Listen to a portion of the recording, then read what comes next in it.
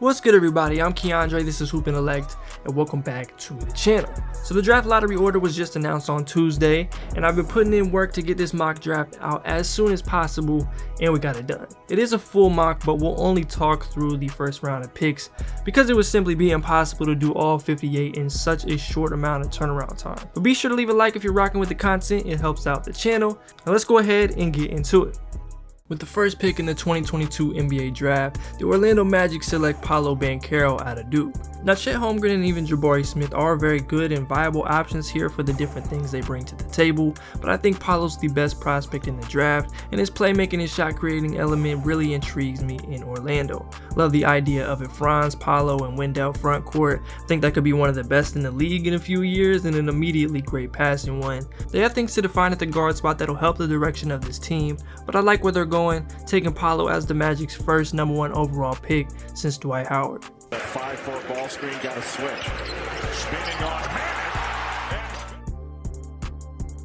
With the second pick, we have Oklahoma City, and they take Chet Holmgren, unicorn forward / center out of Gonzaga. I would really like to see this scenario happen.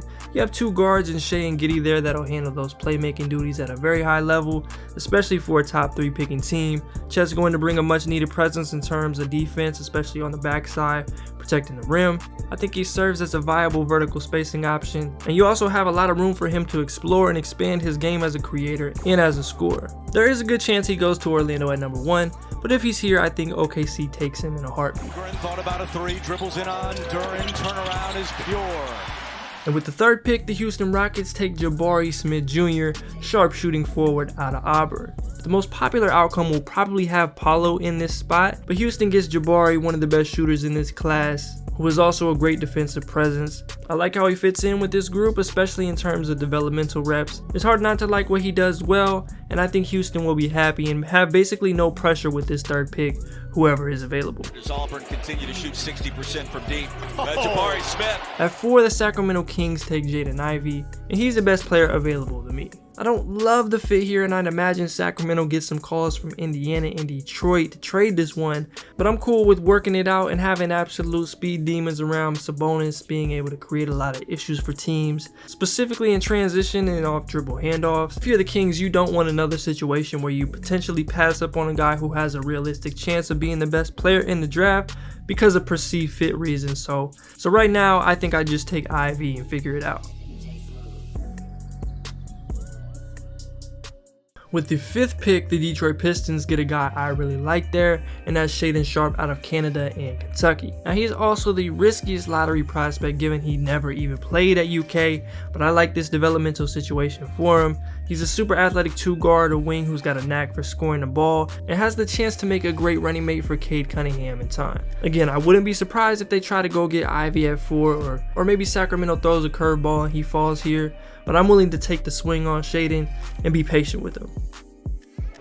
Both teams still feeling each other. The Indiana Pacers select AJ Griffin at #6. I like him on the wing in Indiana. He's still one of the younger players in the draft, but also has a year of Final Four experience under his belt. I think he'll have an excellent opportunity to really hone in on his body and some of his improvement areas, but also bring an immediate elite skill as a knockdown 3-point shooter.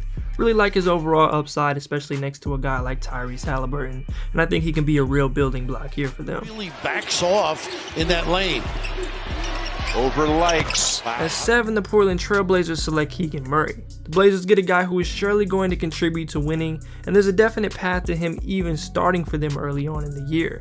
You make a few other moves to round out this roster and you have a Blazers team health willing that would make clear playoff noise once again. Keegan's been getting a lot of top 5 buzz lately. I can't say I'm the biggest fan in that range, but in a spot like this, I think it's a selection to be really happy about.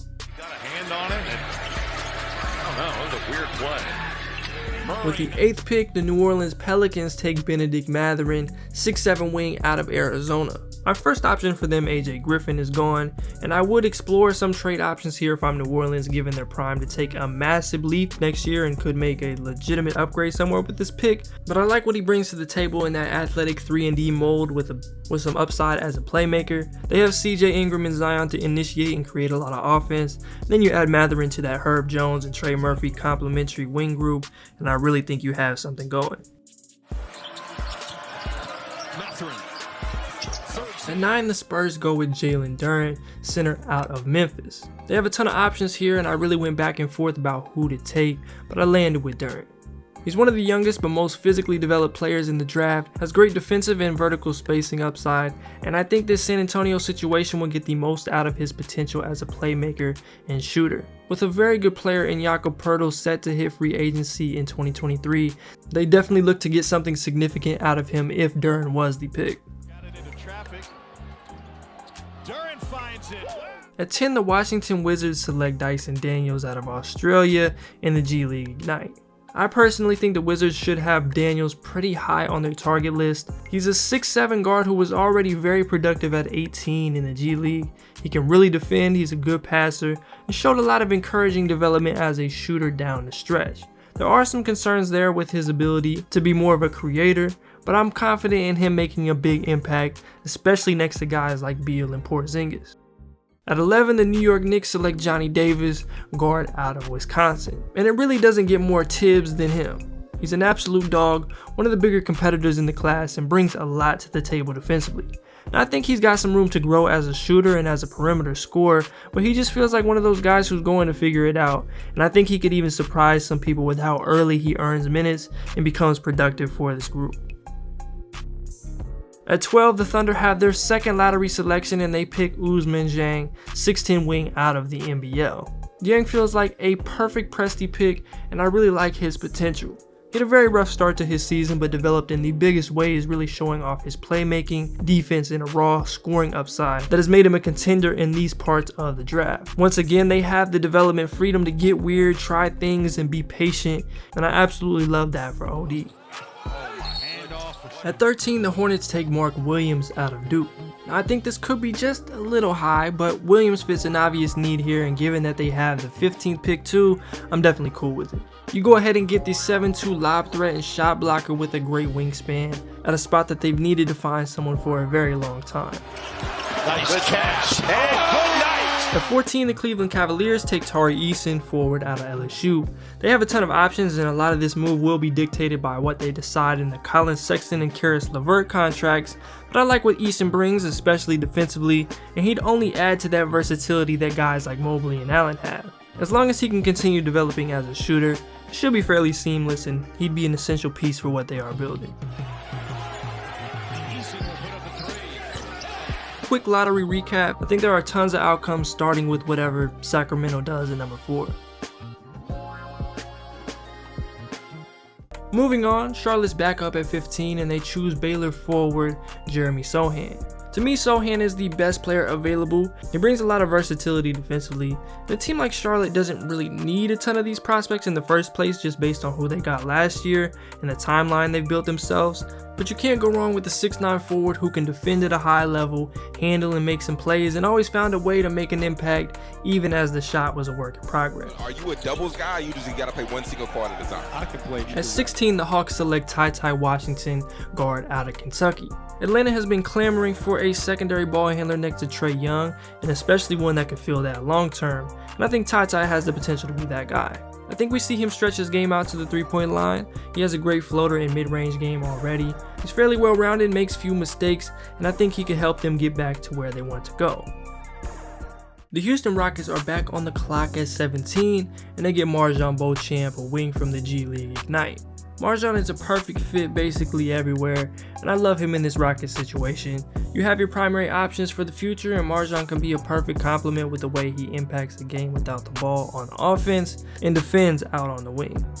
With the 18th pick, the Bulls select EJ Liddell, a 6'7" forward out of Ohio State. The Levine situation could throw a wrench into this and change your whole strategy and franchise timeline, but for a team that looked amazing when healthy, EJ fits at that 4th spot as a big-time defender who has grown a ton offensively over the years and will help them handle some of these stars in the East.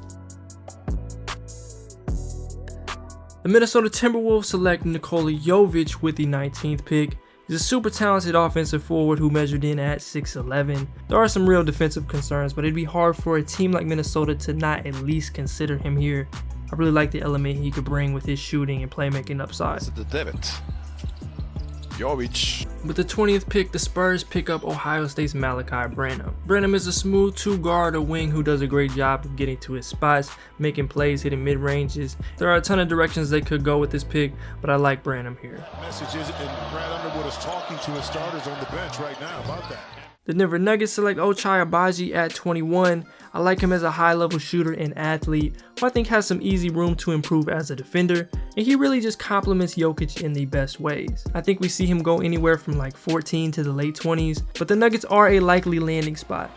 Ochai Agbaji, long two on its way. Yeah. At 22, the Memphis Grizzlies take Jalen Williams out of Santa Clara. They have their core set and are looking to make a real run for a championship in these next couple years, and Williams is a 6'6" wing with a 7'2" wingspan who can handle it, pass, shoot it, and projects well defensively, so he makes a ton of sense in Memphis, especially with ball handlers Kyle Anderson and Tyus Jones being free agents. Jalen Williams, nice pass to Jordan Williams. The Brooklyn Nets pick forward Jake LaRavia from Wake Forest at 23. The Nets are trying to win rings ASAP, and LaRavia's all-around ability, especially as a passer and defender, make a lot of sense to me here next to KD, Kyrie, and company. At 24, the Milwaukee Bucks select Terquavion Smith, sharpshooting guard out of NC State. The Bucks could certainly use buckets and three-point shooting off the bench at the guard spot, and Turk definitely gives you that. He's a pretty good athlete, solid in the pick and roll, needs to focus on his body and the defensive end of the floor, but he's a guy who can really complement these stars in a big way. At 25, the Spurs get one of the bigger wild cards in the draft in Leonard Miller out of Fort Erie, Canada. He feels like a very Spurs pick, especially at this point in the first round. He's a 6'10" lefty who can handle it, can pass, and is a very intriguing athlete. San Antonio will definitely be patient with him like they were with Josh Primo, and I think they'd be willing to take a bit of a risk for a potential gem like him. Notre Dame guard Blake Wesley is the pick for Dallas at 26. I really like Wesley's potential and ability to create off of a guy like Luka. They could use as many players as possible who can be a threat alongside him. Wesley can be a blur with the ball, and he's also a pretty impressive defender as well. Scooped up Wesley. The Miami Heat get Tennessee guard Kennedy Chandler with the 27th pick. While he's likely going to be one of the shortest players drafted at just 6 foot, he sure makes up for it basically everywhere else. I think the best way to describe him is just being good at basketball. He defends, he can make plays for others, he's quick, and he's one of those work now, ask questions later type of guys, and I like him as the understudy to Kyle Lowry. The 28th pick belongs to the Warriors, and they select Jaden Hardy out of the G League Ignite. The Warriors don't really present the best situation for any prospect at the moment. None of their lottery picks from the last couple seasons are really playing, and they're contending for championships regardless. But I love Hardy's potential as a shooter and overall scorer, and they just look to keep trying to shoot the net off the rim for the foreseeable future. Foster was there to disrupt it, but Memphis is up again, and after getting Jalen Williams, they get Baylor wing/forward Kendall Brown. At 6'8", Brown consistently showed off his elite athleticism and an ability to make an impact without being too much of a shooting or scoring threat just yet. He kills some combine shooting drills, so that's already encouraging, and I think he's a good value bet here for the Grizz. And with the last pick in the first round, the OKC Thunder select Bryce McGowan's 6'7" guard out of Nebraska. I considered McGowan's in many of the non-lottery spots, but he falls to OKC here. He's a great scoring prospect, someone I think could be really interesting with this group. They take who I think is the best player available and add to their growing wealth of talent.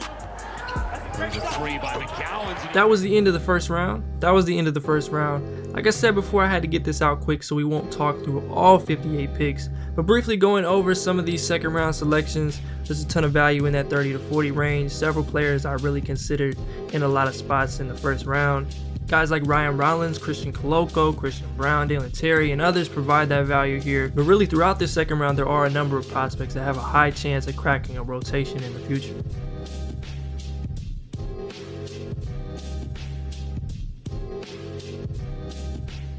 I appreciate y'all for watching this video. Be sure to leave a like if you enjoyed, and leave a comment down below about who you want your favorite team to target. I'm Keandre, this is Hoopin' Elect, and I'm out. My posted up, chill, hanging.